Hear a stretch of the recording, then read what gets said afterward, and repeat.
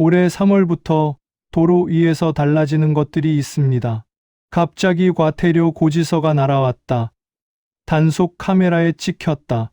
그런 얘기를 주변에서 들어보신 적 있으실 겁니다. 그런데 막상 내용을 찾아보려 해도 어렵고 복잡한 말들만 가득해서 읽다가 포기하셨던 분들도 계실 거예요.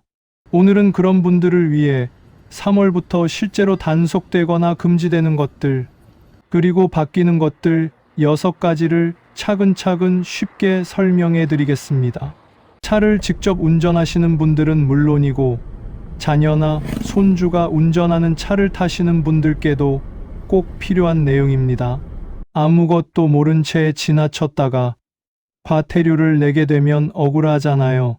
오늘 이 영상 하나로 달라지는 내용 전부 확인하시고 주변 분들께도 꼭 알려주시길 바랍니다. 오래된 경유차, 이제 서울 도심에서 달릴 수 없습니다.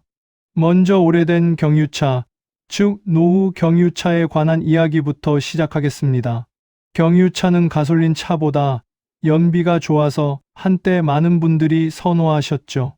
특히 트럭이나 봉고차 같은 화물차나 승합차 중에 경유차가 많습니다.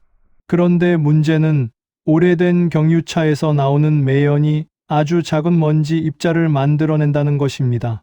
이 입자를 미세먼지라고 하는데 눈에 보이지도 않을 만큼 작아서 폐 깊은 곳까지 들어가 건강을 해칩니다. 특히 고혈압이나 심장질환, 폐질환이 있는 어르신들께는 더욱 위험합니다. 그래서 서울시를 포함한 수도권 지역에서는 배출가스 5등급 차량의 운행을 제한하는 정책을 계속 강화해 왔는데 올해 3월부터는 그 단속이 더욱 강화됩니다. 5등급 차량이란 쉽게 말해 매연을 많이 내뿜는 낡은 경유차를 가리킵니다. 대부분 2002년 이전에 만들어진 경유차가 여기에 해당합니다.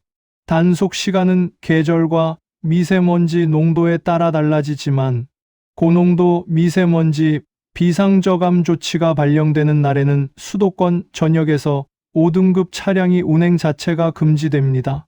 이를 어기면 10만 원의 과태료가 부과됩니다. 내 차가 몇 등급인지 모르시는 분들은 자동차 배출가스 등급제 누리집에서 차량 번호를 입력하면 바로 확인하실 수 있습니다. 내 차가 5등급이라고 해서 당장 차를 바꿔야 하는 것은 아닙니다. 저공해 조치, 즉 매연 저감 장치를 부착하거나 엔진을 교체하면 운행 제한에서 제외될 수 있습니다. 이 비용 중 일부는 정부에서 지원해 줍니다. 주민센터나 지자체 환경부서에 문의하시면 지원 대상 여부와 신청 방법을 자세히 안내받으실 수 있습니다.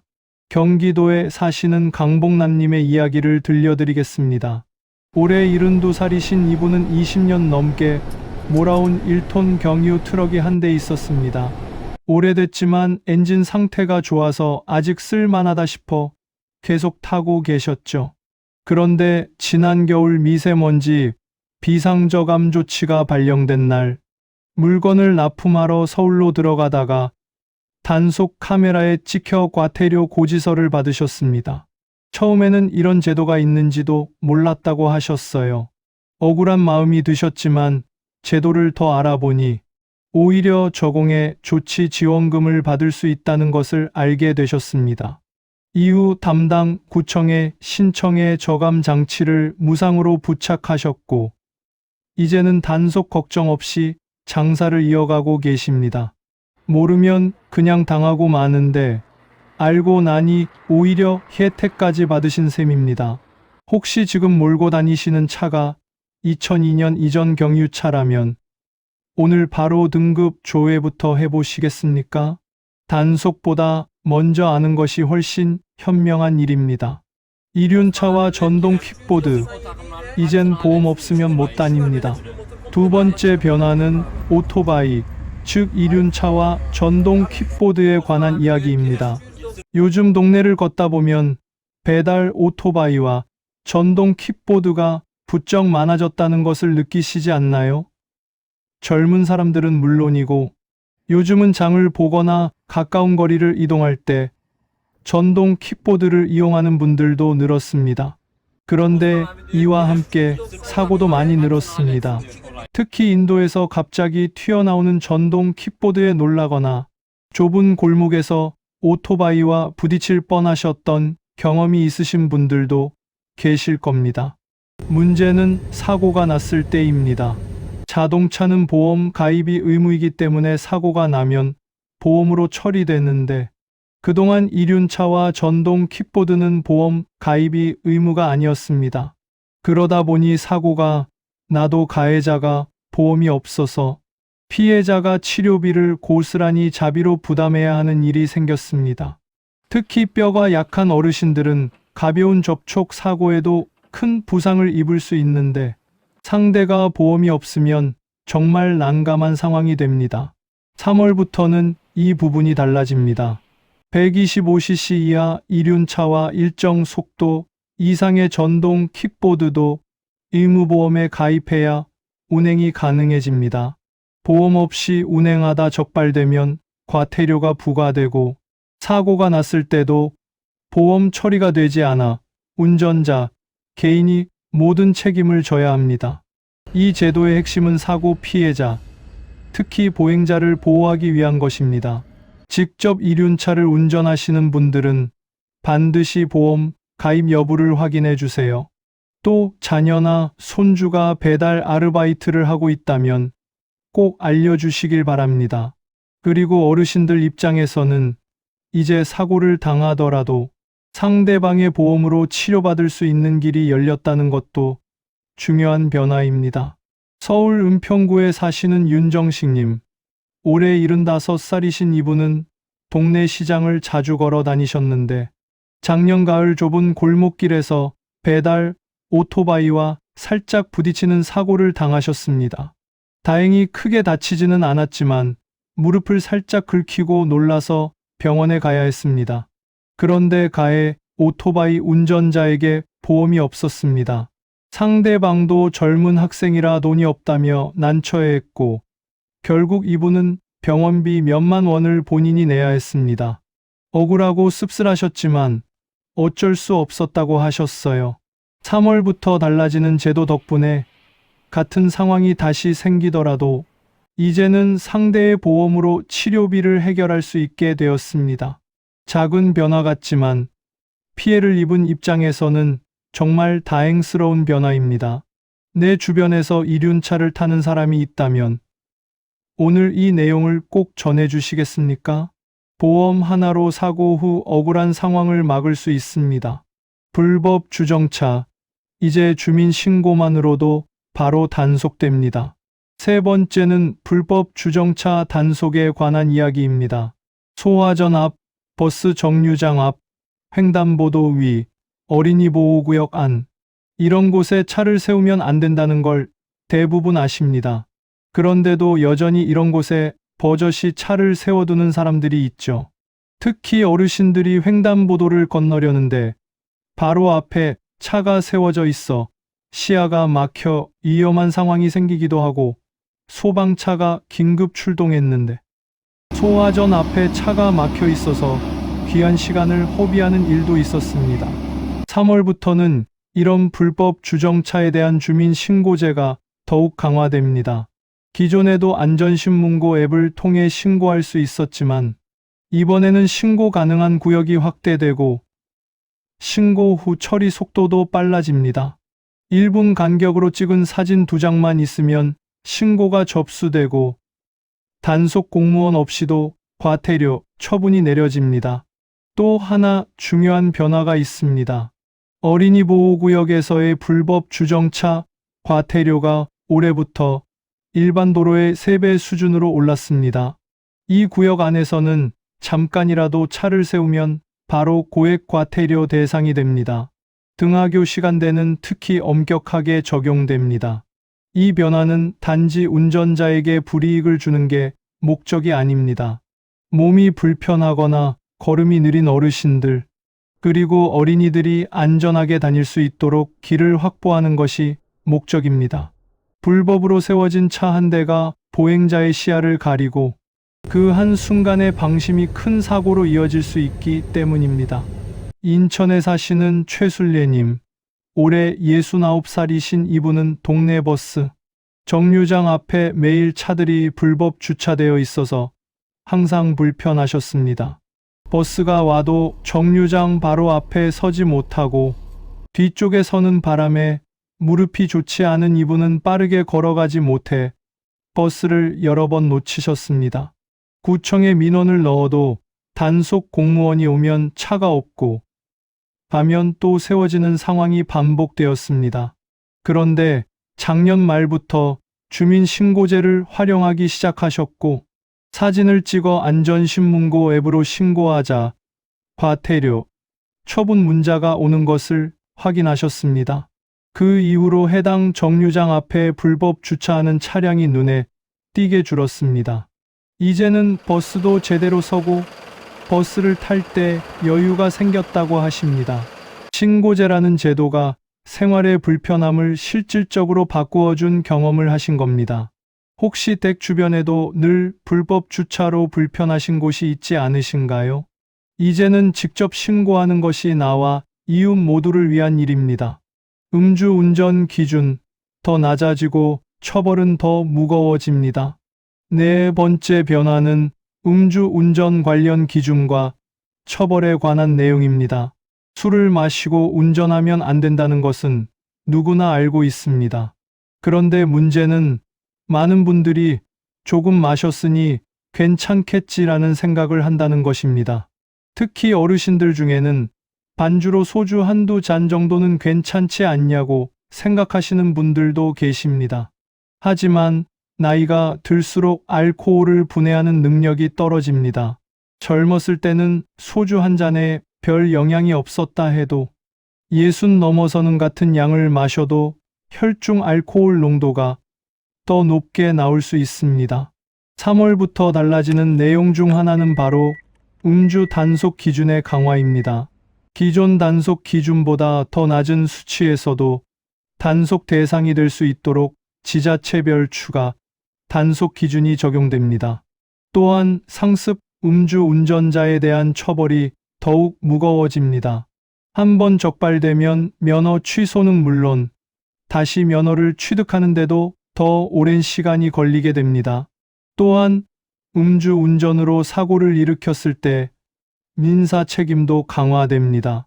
보험사가 피해자에게 보험금을 지급한 후 음주 운전 가해자에게 구상권을 청구하는 비율이 높아졌고 그 금액도 커졌습니다.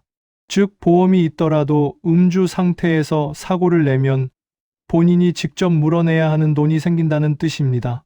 가장 중요한 실천 팁은 단 하나입니다. 술을 한 모금이라도 마셨다면 운전대를 잡지 않는 것입니다. 대리운전을 부르거나 가족에게 연락하거나 택시를 타는 것이 훨씬 현명합니다. 술자리가 끝난 다음 날 아침에도 전날 마신 술이 아직 남아있을 수 있으니 이른 아침 운전도 주의가 필요합니다. 충청남도에 사시는 이덕수님, 올해 71살이신 이분은 오랫동안 동네에서 작은 사업을 하셨고 가끔 거래처 사람들과 저녁 식사를 하실 때 반주로 소주 한 잔 정도는 하셨습니다. 집이 가까운 편이기도 했고 수십 년 운전 경력에 자신도 있으셨죠. 그러던 중 작년 봄 귀가 길에 단속 초소를 만났습니다. 소주 한 잔밖에 안 마셨다고 생각하셨는데 수치가 단속 기준을 넘었습니다. 면허가 정지되었고 벌금도 내셨습니다. 수십 년 무사고 운전자라는 자부심이 한순간에 무너진 경험을 하셨습니다. 이후 이분은 술자리가 있는 날에는 아예 차를 두고 대중교통을 이용하거나 가족에게 데리러 와달라고 부탁하는 방식으로 습관을 바꾸셨습니다. 이분이 하신 말씀이 기억에 남습니다. 한 잔이라는 믿음이 가장 위험한 함정이었다고 하셨습니다. 혹시 술 한두 잔쯤은 괜찮겠지 하는 생각을 해보신 적이 있으신가요? 그 한 잔이 인생을 바꿀 수 있다는 것, 오늘 꼭 기억해 주시길 바랍니다. 고령 운전자 면허 갱신과 조건부 면허, 내가 해당되는지 꼭 확인하세요. 5번째, 그리고 6번째 변화는 어르신 운전자분들께 특히 중요한 내용입니다. 고령 운전자 면허 갱신 제도와 조건부 면허 제도에 관한 이야기입니다. 나이가 들면 반응 속도가 조금씩 느려집니다. 눈이 침침해지고 어두운 곳에서 시야가 좁아집니다. 갑자기 튀어나오는 상황에 빠르게 대처하는 능력도 예전 같지 않다고 느끼시는 분들이 많습니다. 이런 변화는 자연스러운 노화 과정이지 부끄러운 일이 아닙니다. 문제는 이런 변화를 스스로 인정하지 못하거나 인정하더라도 운전을 멈추기가 현실적으로 어려운 상황에 있다는 것입니다. 우리나라는 현재 75세 이상 운전자를 대상으로 3년마다 면허 갱신을 의무화하고 있습니다. 갱신 시에는 인지기능검사와 시력검사를 받아야 합니다. 그런데 3월부터는 이 검사 기준이 조금 더 엄격해집니다. 인지기능검사에서 일정 기준 이하로 나오면 전문 기관의 추가 검사를 받아야 하고 경우에 따라 조건부 면허가 발급될 수 있습니다. 조건부 면허란 운전을 완전히 금지하는 것이 아니라 특정 조건 안에서만 운전을 허용하는 제도입니다. 예를 들어 낮 시간에만 혹은 일정 거리 이내에서만 혹은 자동 변속기 차량만 운전할 수 있도록 제한을 두는 방식입니다. 무조건 면허를 빼앗는 것이 아니라 안전하게 운전할 수 있는 조건을 정해 최대한 운전을 유지할 수 있도록 배려하는 제도입니다. 또 하나 새롭게 시작되는 것은 자진 반납 지원 확대입니다.